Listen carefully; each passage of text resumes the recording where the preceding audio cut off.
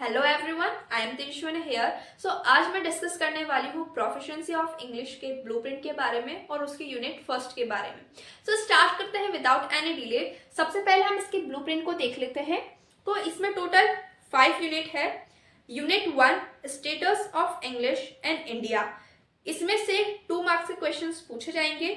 Unit 2 listening and speaking, इसमें से 4 marks के क्वेश्चन पूछे जाएंगे।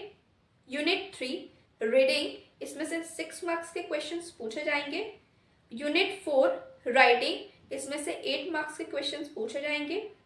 यूनिट 5 वोकैबुलरी एंड ग्रामर, इसमें से 5 मार्क्स के क्वेश्चंस पूछे जाएंगे। तो ये जो सब्जेक्ट है प्रोफिशिएंसी ऑफ इंग्लिश, ये जो पेपर है वो टोटल 25 मार्क्स का होता है।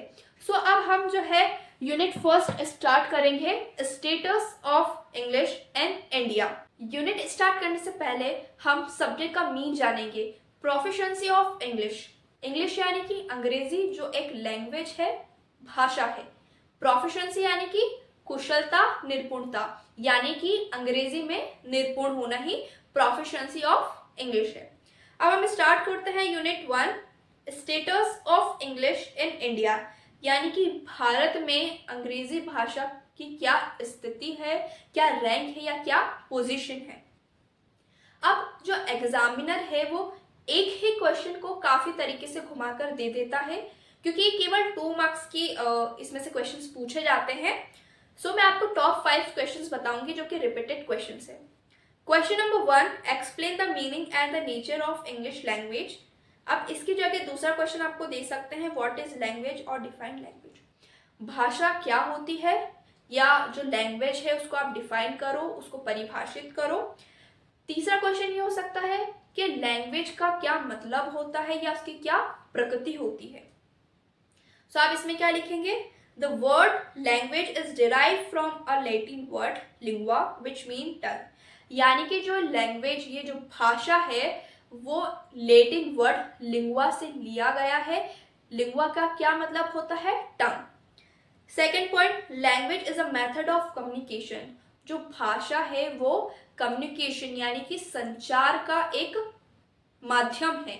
यानी कि मैं आपको पढ़ा रही हूँ तो किस माध्यम से पढ़ा रही हूँ, मैं लैंग्वेज के माध्यम से ही मैं अपने विचारों को आपके सामने प्रकट कर रही हूँ।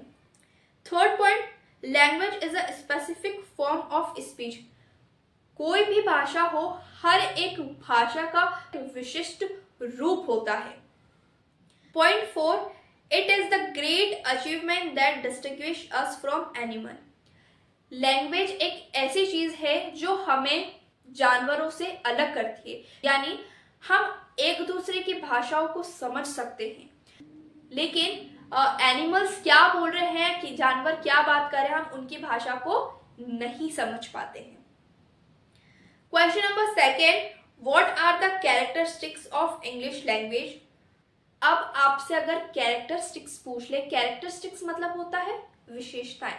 अब कैरेक्टरिस्टिक्स को हम फीचर्स भी बोल सकते हैं। इसके अलावा रोल, या फिर इंग्लिश को वर्ल्ड लैंग्वेज या लिंक लैंग्वेज या इंटरनेशनल लैंग्वेज, या इसकी इंपॉर्टेंस या फंक्शन। अब इससे कितने सारे क्वेश्चंस बन रहे हैं, तो चाहे इसमें से आपको एक भी वर्ड दिख जाए तो आपको आंसर क्या लिखना है वो मैं बता देती हूँ। इसमें केवल आपको जो लैंग्वेज है, जो इंग्लिश लैंग्वेज है, उसकी आपको विशेषताएं बतानी है। सो इसका point 1, it is a dynamic language, millions of the people speak and understand this language, यानी कि ये जो इंग्लिश लैंग्वेज है इसको लाखों लोग समझ सकते हैं, बोल सकते हैं, इसलिए एक डायनामिक लैंग्वेज होती है। Second point, English is a progressive and advance language. English जो है प्रोग्रेसिव लैंग्वेज है। प्रोग्रेसिव मतलब होता है प्रगतिशील, यानी कि इंग्लिश जो है वो प्रगति कर रही है।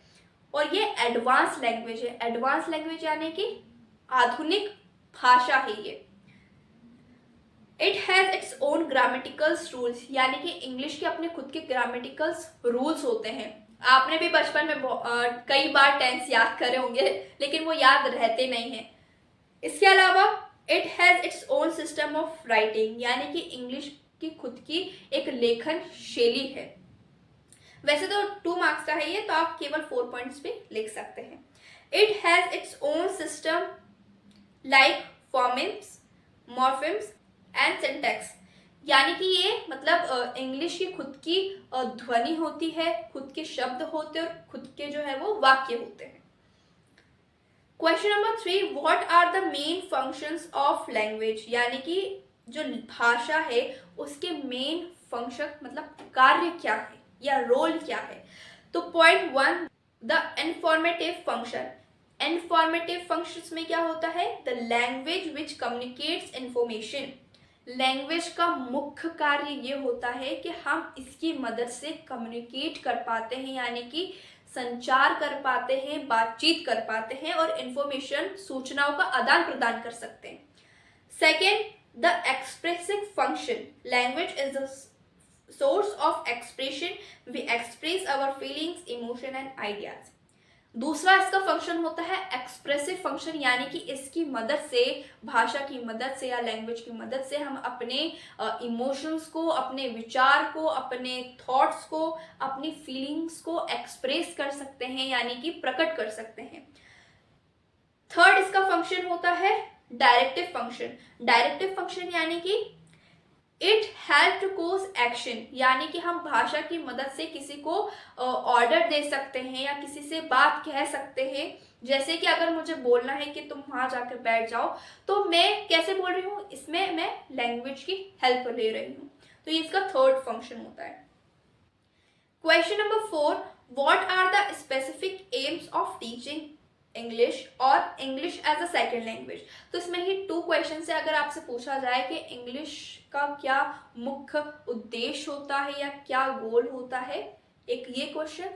दूसरा क्वेश्चन ये है कि अगर आपसे पूछा जाए कि इंग्लिश को सेकेंड लैंग्वेज के रूप में क्यों माना गया है या क्यों इंडिया में इंग्लिश को सेकेंड लैंग्वेज के रूप में पढ़ाया जाता है, तो आपको इसमें ये पॉइंट्स लिखने हैं। First point, to understand written English, ताकि हम इंग्लिश को कैसे लिखते हैं उसको समझ सके। To understand the spoken English, ताकि हम इंग्लिश को उसको समझ सके। टू स्पीक करेक्ट इंग्लिश, ताकि हम इंग्लिश को सही से उसको अच्छे से बोल सके। टू राइट करेक्ट इंग्लिश, हम ताकि इंग्लिश को अच्छे से लिख सके।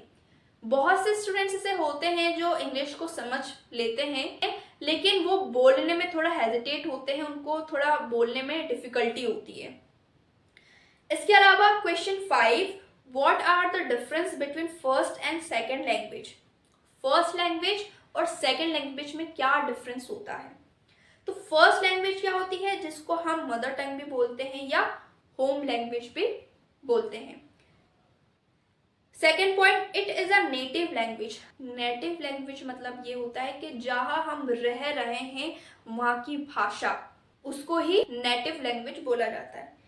Third point, it is less complex, यानी कि ये जो फर्स्ट लैंग्वेज होती है इसको हमें याद नहीं करना होता, ये नेचुरली जो है हमको आ जाती है, इसमें हमें कोई पढ़ना नहीं पड़ता है या कोई याद नहीं करना पड़ता है। इसके अलावा second language, it is a language which is spoken in the child's environment. Second language क्या होती है, जो चाइल्ड्स के एनवायरनमेंट में बोली जाती है। जैसे कि मान लो अगर वो कहीं बाहर जाएगा घूमने के लिए, तो उसको बहुत सारे लोग मिलेंगे जो कि उससे इंग्लिश में बात करेंगे, ठीक। या फिर मान लो अगर कोई वो मुंबई जाएगा तो लोग जो है मराठी में बात करेंगे। तो जो चाइल्ड्स के एनवायरनमेंट है, यानी कि उसके जो पर्यावरण में जो भाषाएं होती हैं, उसी को ही सेकेंड लैंग्वेज कहा जाता है। इसके अलावा it is a non native language, यानी कि ये जो है नॉन नेटिव लैंग्वेज भी बोला जाता है। जैसे कि मैंने अभी आपको एग्जांपल दिया मुंबई का, ठीक है। गुजरात में जाएंगे तो गुजराती उसको सीखने को मिलेगी, ऐसे। It is a learn by studying grammars, rules and concept, यानी कि किसी भी सेकेंड लैंग्वेज को सीखने के लिए हमें उसके रूल्स, रेगुलेशंस, यानी कि उसके कॉन्सेप्ट को सीखना पड़ता है। सो ये कुछ टॉप 5 इंपॉर्टेंट क्वेश्चंस थे जो कि मैंने आपके साथ डिस्कस किए। सो आई होप आपको इस वीडियो से बहुत हेल्प मिली होगी। Thanks for watching.